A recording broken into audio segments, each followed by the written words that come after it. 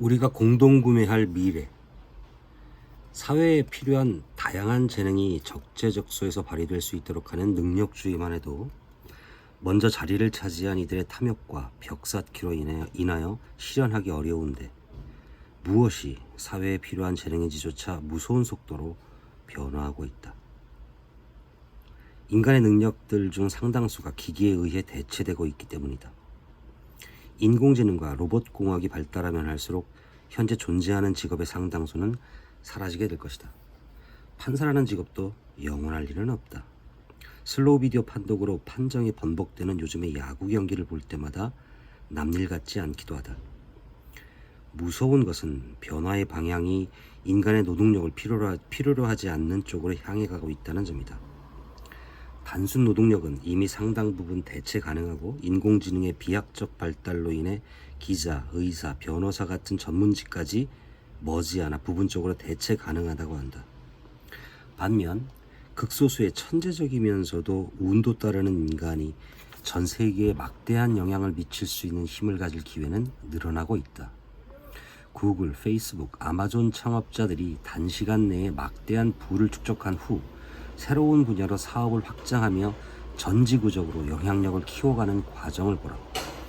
수십억 인구의 내밀한 개인정보와 최첨단 과학기술을 손에 쥔 이들은 신도 악마도 될 수 있는 존재들이다. 부와 권력이 극소수에게 집중되고 인구의 대부분이 잉여 인력으로 전락하게 되면 자본주의도 제대로 작동되기 어렵다. 노동자는 동시에 소비자이기도 하다. 노동자에게 구매력이 없으면 첨단 기업이 무엇을 생산해도 소비될 수 있는 시장이 없게 된다. 시장에서 우위를 차지하기 위한 기업들의 생산성 경쟁이 인간을 생산과 소득에서 축출하여 결국 시장 자체를 붕괴시킬 수도 있는 딜레마다. 결국 1인 1표의 민주주의와 법치주의가 자기 파괴적인 자본주의의 폭주를 견지할 수 있는 유일한 생명줄인지 모른다. 우리 중 대부분이 경제적으로 쓸모없는 노동력으로 전락할 수도 있는 미래의 보통선거 원칙이 우리의 미래를 공동 구매할 수 있게 해주는 마지막 미천일 수 있는 것이다.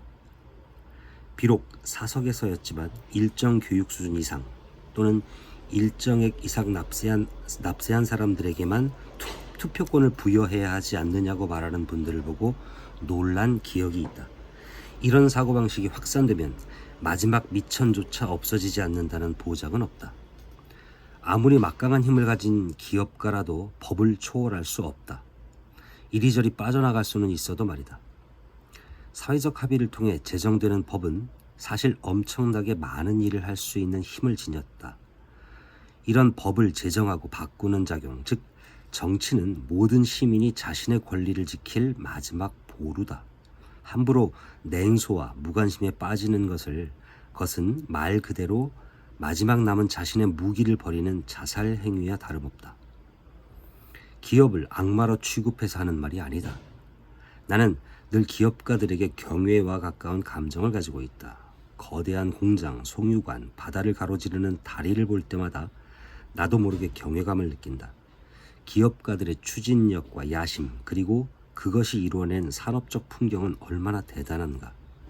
그들도 결국 사회의 엔진이라고 생각한다. 사적으로 보면 큰 기업가도 별다를 것 없는 사람들이다.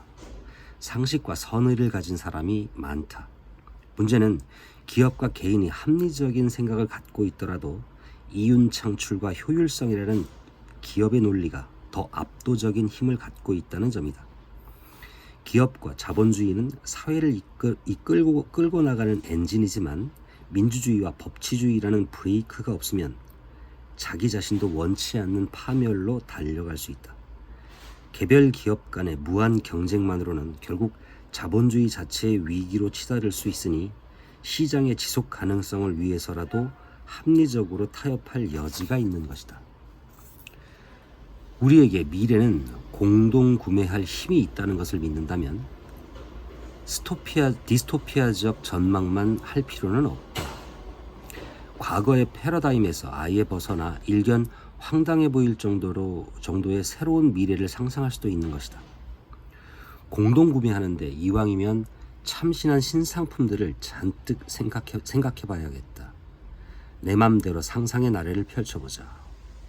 아무리 기술이 발전해도 여전히 사람의 손길, 돌봄이 필요한 분야와 상담, 사회체육 등 신체적 정서적 지원이 필요한 분야, 예술을 비롯한 다양한 즐거움을 추구하는 분야는 여전히 존재할 뿐더러 지금보다 더욱 세분화되고 다양화될 수 있다.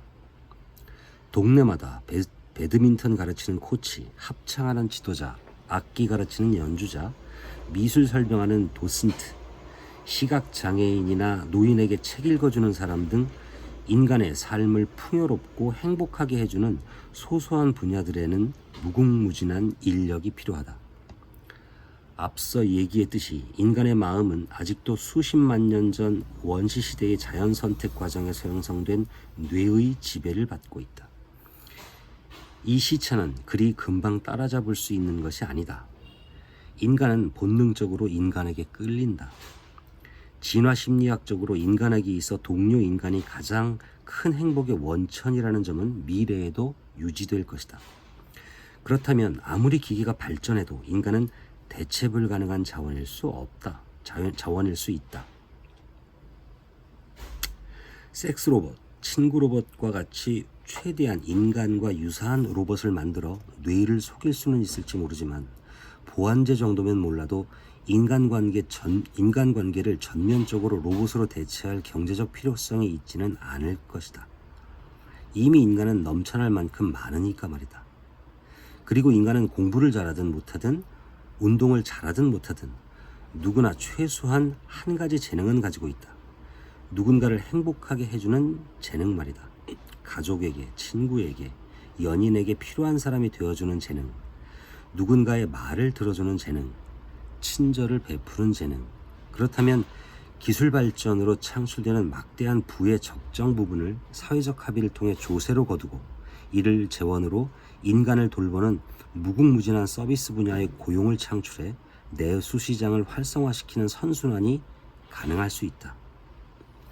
상상하는 김에 아예 더 미래로 가보면 복지 서비스, 정서적 서비스, 문화 서비스 분야에서 타인의 행복을 창출할 경우 뇌과학적인 방법으로 자동 측정하여 그것이 새로운 화폐가 되도록 하는 것도 가능하지 않을까? 행복 자체가 가치의 기준이 되는 것이다. 남을 한번 활짝 웃게 한 선행으로 획득한 행복 화폐로 아이스크림 한 통을 구매한다. 정부를 통하지 않아도 시장에서 교환 가능한 것이다. 보통 이런 공상은 SF 영화에서 이상한 부작용으로 이어져 재앙이 되곤 하지만 상상은 자유니까. 과학기술의 발전을 재앙으로 몰고 온 존재로만 바라보고 두려워하는 것은 역사적 경험과 맞지 않다.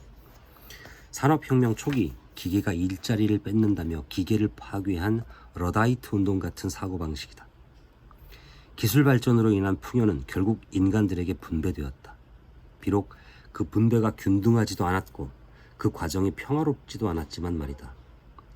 마찬가지로 미래의 과학기술 발전 역시 단기적으로는 많은 부작용을 낳겠지만 이를 어떻게 이용하느냐에 따라 장기적으로는 인간의 삶을 더욱 자유롭고 풍요롭게 할 수 있을 것이다. 그리스 도시국가 시민들이 노예 노동의 기반 위에 철학과 예술을 꽃피운 것처럼 미래에는 로봇과 통제된 인공지능이 제공하는 노동의 기반 위에 인간들은 보다 많은 여가와 예술, 창의적인 활동에 종사할 수도 있는 것이다. 설령 이런 공상이 이루어진다 해도 상상 속에서나 장밋빛으로 보이지 실제로는 그 시대에도 역시 빈부격차는 있을 것이고 폭력과 탐욕, 부조리도 있을 것이며 사람들은 당대에 누리고 있는 것들에 금세 적응하여 그 시대 나름의 부정의, 불평등과 결핍에 대해 분노하고 절망할 것이다. 지금 우리처럼 말이다. 유토피아는 믿지 않는다. 다만 확실한 것은 뿔뿔이 흩어진 개인으로 살아가면서 시대의 흐름을 보지 못하고 가만히만 있다 보면 상상보다 훨씬 나빠질 여지는 얼마든지 있다는 것이다. 미래를 스스로 공동 구매하지 않으면 강제 배급받게 될 테니 말이다.